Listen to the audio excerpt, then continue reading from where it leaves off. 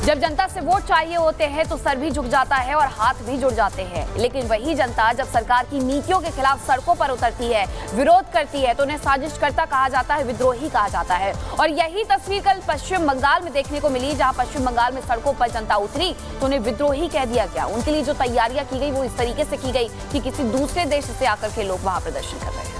बिल्कुल, देखिए कोलकाता में ट्रेन डॉक्टर के साथ पहले रेप, इसके बाद हत्या जो की गई, इसके बाद लोगों में जबरदस्त तरीके से गुस्सा देखने को मिल रहा है। और यही गुस्सा कल कोलकाता की सड़कों पर भी दिखाई दिया, जब इंसाफ की मांग के लिए छात्र सड़कों पर उतर आए। लेकिन पुलिस ने उनके साथ किस तरीके से बर्बरता की है और क्या हालात उस वक्त बने गए जब छात्रों को पुलिस की तरफ से रोका गया, आपको रिपोर्ट के जरिए दिखाते हैं।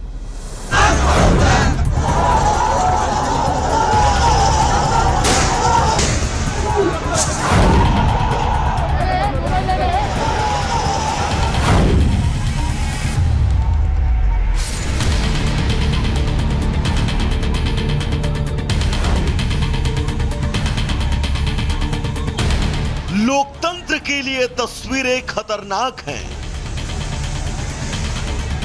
जनता की आवाज को दबाने की यह प्रवृत्ति अन्याय है। लेकिन मंगलवार को अभया के लिए इंसाफ मांगने सड़कों पर उतरे छात्रों के साथ पश्चिम बंगाल में कुछ ऐसा ही हुआ। छात्रों को घेर घेर कर पीटा गया। इंसाफ की मांग करने वालों पर वाटर कैनन का इस्तेमाल हुआ। छात्रों पर आंसू गैस के गोले तक दागे गए। ऐसा सलूक किया गया कि बर्बरता जैसे शब्द भी अपने आप में अर्थ को खोजते हुए नजर आए। और ये सब हुआ उस प्रदेश के सीएम के इशारे पर, जो खुद को पूरे पश्चिम बंगाल की दीदी कहलाना पसंद करती हैं। सवाल है, आखिर दीदी को इंसाफ की बुलंद होती आवाज से कैसी दिक्कत? आखिर ऐसा क्यों है कि जब भी पश्चिम बंगाल में इंसाफ की आवाज कोई उठाता है, वो उस आवाज को कुचलने का फरमान जारी कर देती है और अपने ही लोगों के खिलाफ पूरी पलटन उतार देती है, फिर चाहे संदेश खाली हो या फिर नवन्ना। जाहिर है दीदी इन सवालों का जवाब नहीं देंगी, लेकिन सवाल तो वाजिब है। और बंगाल से आई इन तस्वीरों को देखने के बाद ये सवाल सिर्फ बंगाल ही नहीं, आज पूरा देश पूछ रहा है। हमने हाथ जोड़ के उन लोगों को रिक्वेस्ट किया था कि आप लोग ईंट मत मारिए, ये हम लोगों का शांतिपूर्ण जमायत है, बट उन लोगों ने हम लोगों की एक भी बात नहीं मानी और पुलिस की तरफ ईंट फेंका। हम लोगों की तरफ से कोई भी हिंसा नहीं हुआ है। पुलिस हम लोग के ऊपर मार रहा है, लाठीचार्ज कर रहा है। हम लोग कुछ नहीं चाहते। हम लोग हर कोई स्टूडेंट है। स्टूडेंट कभी भी हथियार नहीं होता था। स्टूडेंट सिर्फ प्रोटेस्ट कर सकता है, जो हम लोग कर रहे हैं। और पुलिस हम लोग को मार रहा है, टीयर गैस छोड़ रहा है। ये कहाँ का विचार है? हैरानी ये है कि जिस मार्च को कुचलने के लिए दीदी ने 6000 पुलिस वालों की फौज सड़क पर उतार दी, छात्रों को नवन्ना अभियान के तहत मार्च निकालने की परमिशन कलकत्ता हाईकोर्ट ने दी थी।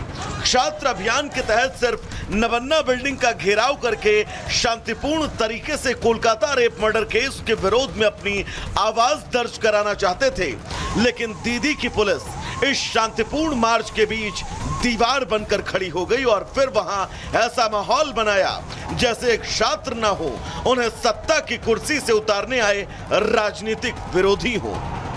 उसके बाद जो हुआ पूरे देश ने देखा। छात्र अन्याय के खिलाफ सवाल पूछते रहे और दीदी की पुलिस जवाब में लाठियां भांजती रही। In the context of the peaceful protest announced by the student community of West Bengal tomorrow and the reported suppression of the protest by certain instructions from the government, I would urge upon the government to remember the strong pronouncement of the Honorable Supreme Court of India. Let not the power of the state of West Bengal be unleashed on peaceful protesters.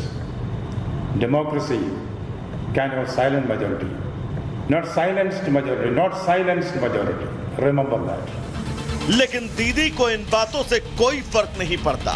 Bengal police ने तमाम आरोपों के बीच मंगलवार को ही छात्रों की rally को गैरकानूनी बताकर इन तमाम आरोपों से ही अपना पल्ला झाड़ लिया। लेकिन बीजेपी बंगाल सरकार के इस रवैये से बिदक गई। जब देश की युवा शक्ति ने इस अन्याय के खिलाफ आवाज उठाने की कोशिश की। न बनना अभियान निकालकर तब ममता बनर्जी को अपने मुख्यमंत्री होने का एहसास हुआ और उन्होंने दोषियों को बचाने के लिए निर्ममता की हदों को पार कर दिया।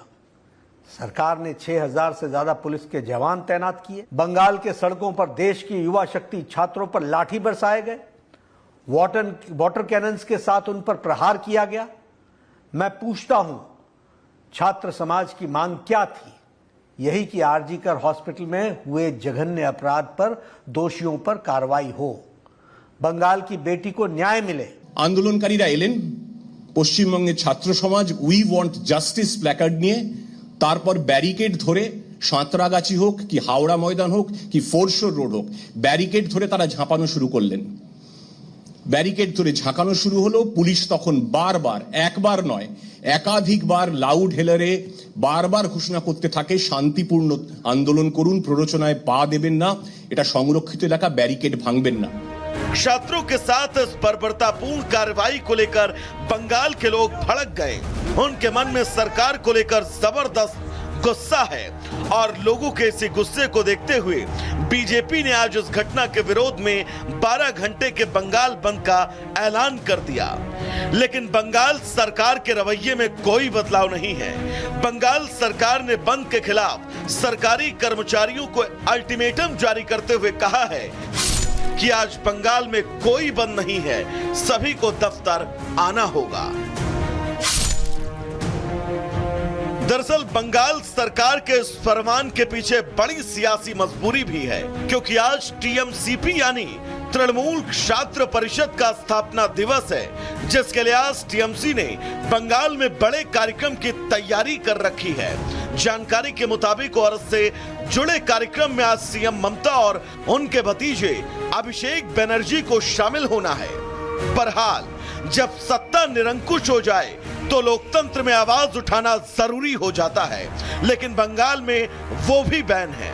लिहाजा ऐसे में आज भी बंगाल में मंगलवार जैसी तस्वीरें ही सड़कों पर अगर आपको देखने को मिल जाती हैं, तो शायद बंगाल के लोकतंत्र के हिसाब से वो कोई बड़ी बात नहीं होगी। Bureau report, Republic Bharat.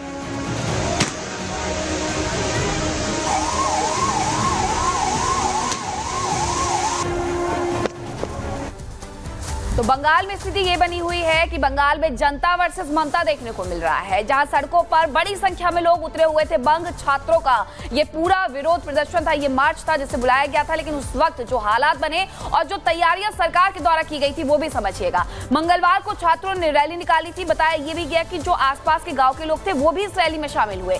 छात्रों ने नवन्ना बिल्डिंग की तरफ कूच किया, जो कि वहां का सचिवालय है, जहां ममता बनर्जी का ऑफिस है। छात्र बिल्डिंग घेर करके प्रदर्शन करने वाले थे। ये उनका पूरा प्लान था कि वहां जाएंगे, प्रदर्शन करेंगे, लेकिन पुलिस ने बीच रास्ते में छात्रों को रोका। हावड़ा ब्रिज के बाद कोलकाता में प्रवेश ही नहीं करने दिया। छात्रों को रोकने के लिए लाठियां बरसाई गई। पुलिस की लाठीचार्ज से छात्र भड़क गए। स्टोन पेल्टिंग भी वहां पर होती है, यही वजह रहती है। छात्र नवन्ना बिल्डिंग के घेराव पर अड़ गए थे। उनका कहना था कि हमें सचिवालय तक आगे बढ़ने दिया जाए। पुलिस ने इस दौरान वाटर कैनन का इस्तेमाल भी किया उन्हें रोकने के लिए। तितर बितर करने के लिए आंसू गैस के गोले भी छोड़े गए थे छात्रों पर, और पुलिस ने छात्रों को घेर घेर करके पीटा है। ये तस्वीरें सामने आती है। कुल 126 प्रदर्शनकारी हैं जिन्हें गिरफ्तार किया गया है। 23 महिलाएं प्रदर्शनकारियों को भी इस दौरान पकड़ा गया है और छात्रों पर हिंसा फैलाने का आरोप लगाया गया है। टकराव में प्रदर्शनकारी घायल भी हुए हैं। कुछ पुलिसकर्मियों के भी घायल होने की खबर इस दौरान मिली है, और इसी के साथ वहां पर जो पूरी तैयारी की गई थी, जो घेराव किया गया था, उस पर तेल लगा दिया गया था कि कोई भी उसे तोड़ करके, उस सुरक्षा घेरे को तोड़ करके आगे ना बढ़ पाए।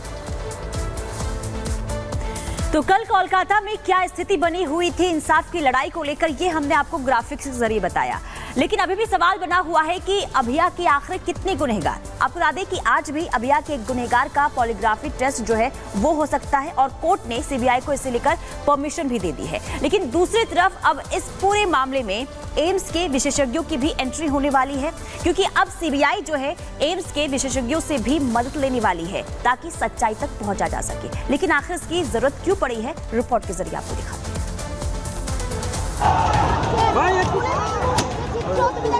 हमने हाथ जोड़ के उन लोगों को रिक्वेस्ट किया था कि आप लोग ईंट मत मारिए।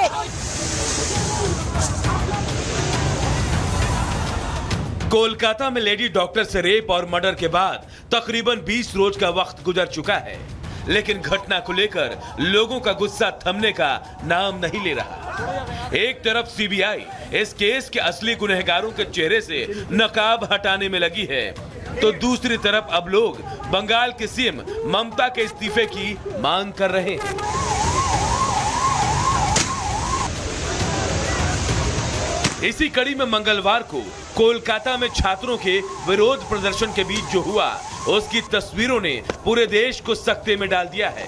इंसाफ की आवाज को कुचलने वाले पश्चिम बंगाल सरकार के इस रवैये को देखकर लोग हैरान रह गए। सभी एक सुर में यही पूछ रहे हैं कि आखिर ममता किसके साथ खड़ी है और वो ये सब किसे बचाने के लिए कर रही है।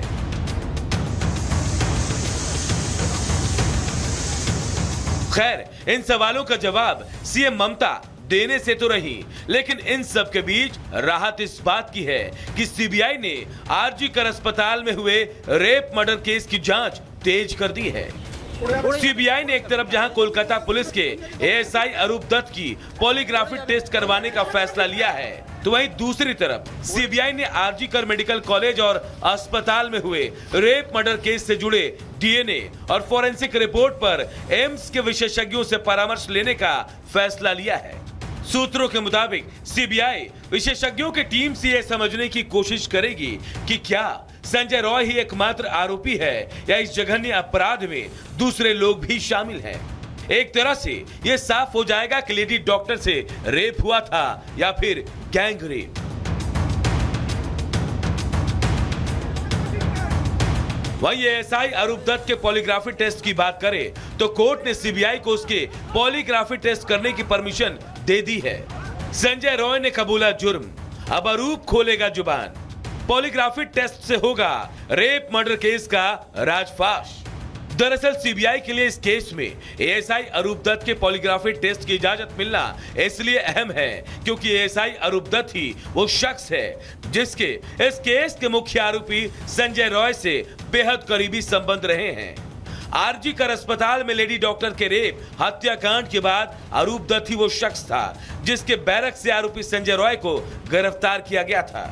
ऐसे में सीबीआई को इस बात की उम्मीद है कि अरूप दत्त के पास न सिर्फ इस केस से जुड़े कई अहम राज हो सकते हैं, बल्कि अरूप दत्त आरोपी संजय रॉय के कोलकाता पुलिस के अफसरों से मिली भगत की भी पोल खोल सकता है।